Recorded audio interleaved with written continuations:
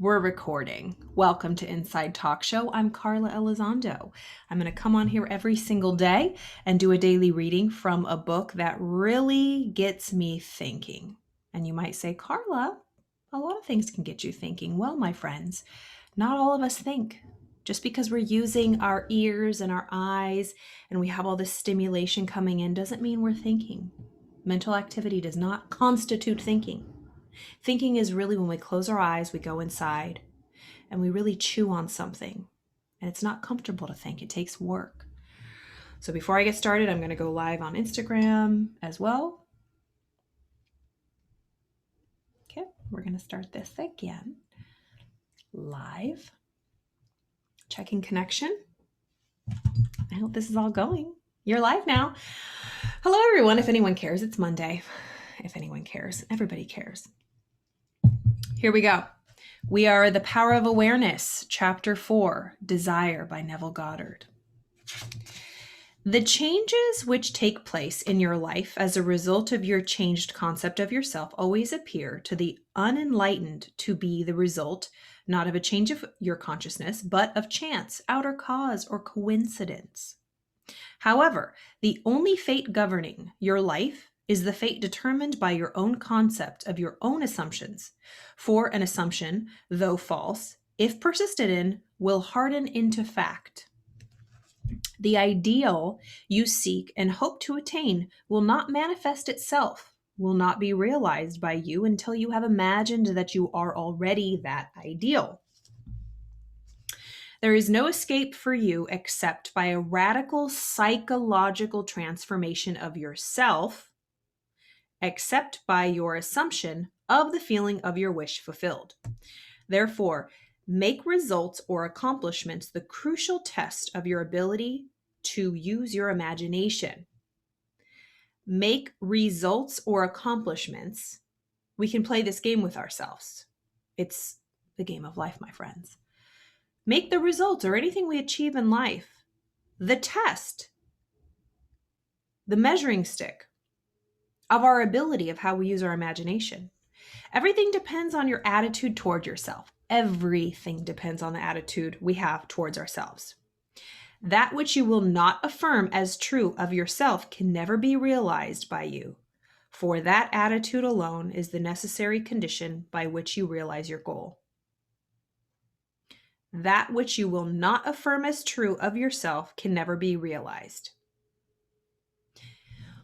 Whatever we affirm true about ourselves, affirmations, autosuggestion, and that's not extra work, my friends. We're doing it all the time, 24/7, every single day. What are we saying to ourselves about ourselves? What are we thinking? What is on loop? What thoughts are on loop? What are they limiting beliefs, or are they growth, expansion, creation beliefs? Are they negative or positive? Do they feel good or do they feel bad? All transformation is based upon suggestion. All transformation is based upon suggestion. And this can work only where you lay yourself completely open to an influence.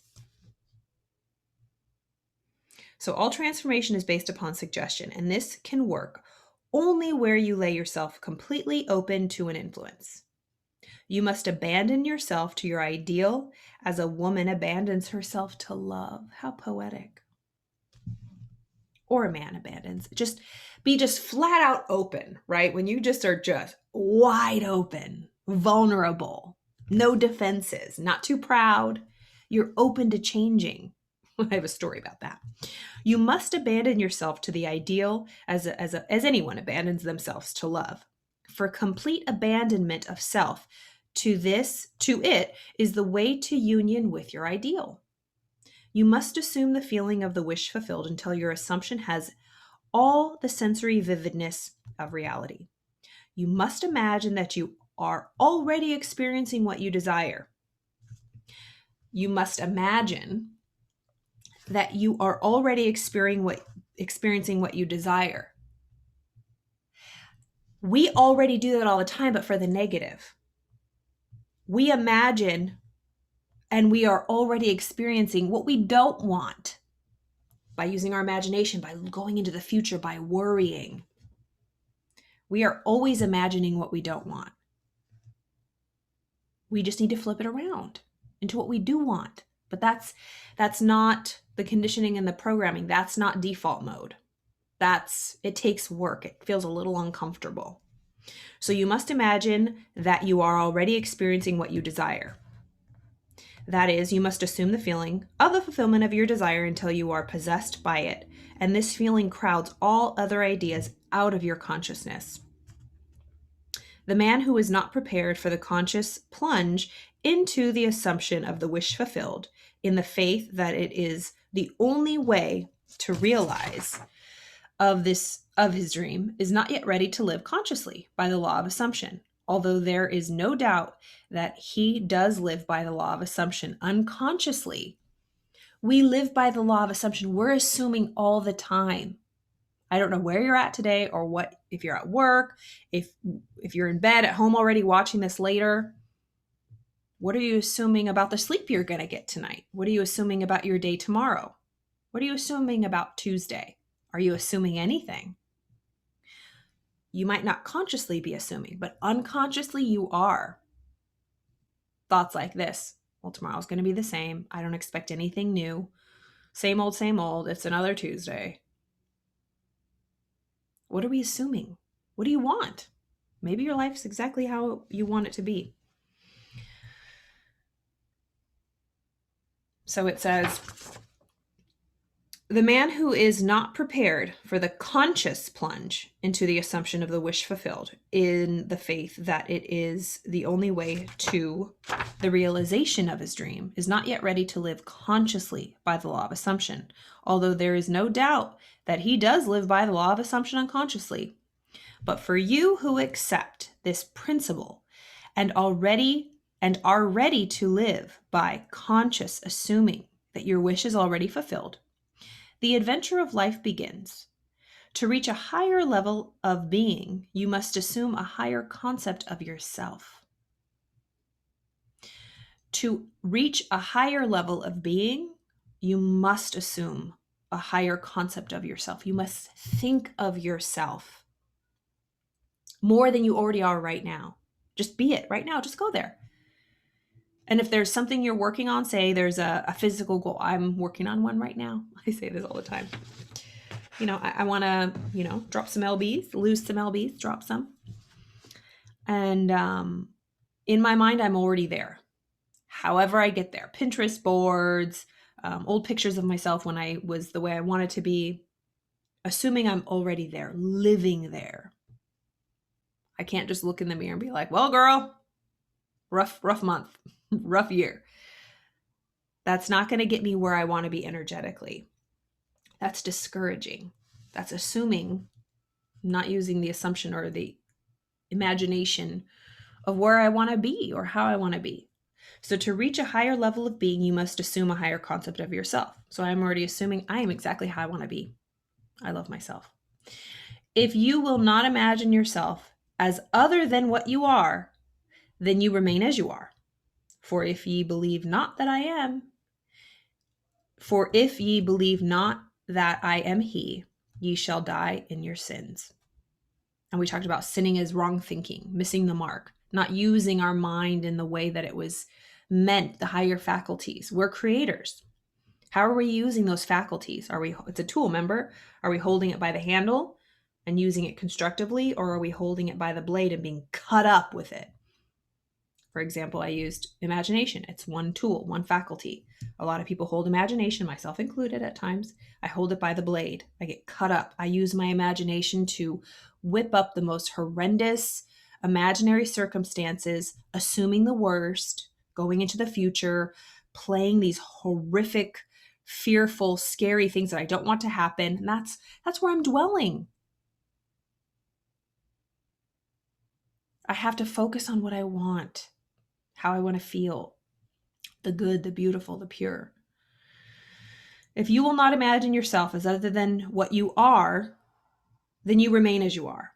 If you do not believe that you are he or she, if you do not believe you're the person you want to be, then you remain as you are.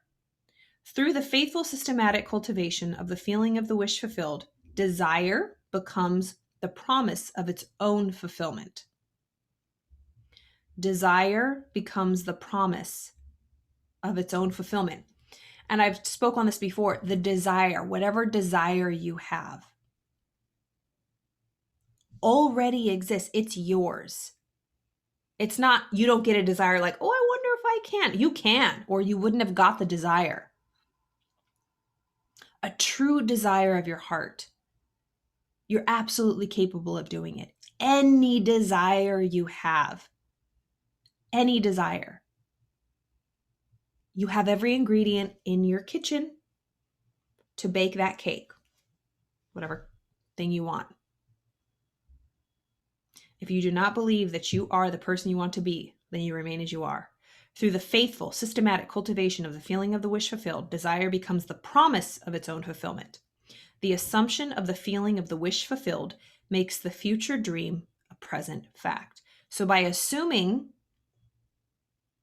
we're already there, we cut the time, but this is in our mind psychologically. But we live in our minds, the world, how we experience it, depending on our thoughts, how we experience everything is depending on the weather up here. Me and a friend could be sitting somewhere and experience the same thing, or experience the same thing objectively, but we won't experience the same thing subjectively. I might take it differently than my friend. My friend might take it differently than me, depending on our day. If I'm in a good mood and, somebody cuts me off, understandable. I'll have grace for that person. But if I'm having a bad day or if I'm in a bad mood, it's rough. We determine everything we experience. We're not responsible for the things like floods, death, all those types of things. What happens to other people. It's not personal, but how we respond, how we think about it will determine how we experience X, Y, or Z. That's really important. I love this chapter 4, The Power of Awareness, Neville Goddard. Desire. So the change which takes place in your life as a result of your changed concept of yourself. What is your concept of yourself? What are you assuming about yourself? What do you think about yourself? What do you affirm about yourself to yourself? How do you feel right now? Are you peaceful? Are you confident? Or are you a little anxious? Are you worried? Are you longing for something? What do you want? Homework. Sit and think of one thing you really, really want in whatever area. It could be in finance, it could be in work, career, love, relationships, health. What's something that keeps knocking at the door? Desire, knocking. It's a want. Something we want. It could be yours. It already exists somewhere. There's no such thing as space and time. It's an illusion. I love this chapter. Thank you for watching as always. Inside Talk Show. I'm going to do this. It's an inside job, people. Always inside. Going inside. Thinking. Chewing on new ideas. Always growing. Always expanding. And people want the easy, people, meaning me too. We want the quick, easy fix. We want the pill. It's uncomfortable to do this work. It's uncomfortable to go inside. So really my goal with the stuff that I did on the Citadel too is really to shut out our senses, to shut out what we see, hear, smell, taste, touch, and get quiet and go inside. Inside, it's a party of one. And in this world of distractions and so much entertainment and stimulation, kind of sitting quiet in the crickets can be very scary and uncomfortable. It could be a fear people have, being alone, sitting alone with yourself, sitting in your own company. Old ghosts, old things can come to haunt you. But it's a muscle like anything else. Getting quiet, start for 10 minutes a day. Turning off everything, putting some, headphones on with white noise, just silence. And just keep building that muscle to hear that inner, the still small voice, our true selves. So thank you so much. This was an absolute pleasure. I will be here every single day at 11 a.m. No, every single day, Monday through Friday, 11 a.m. And just continue reading and give you all food for thought. Have a wonderful day. I will see you all mañana.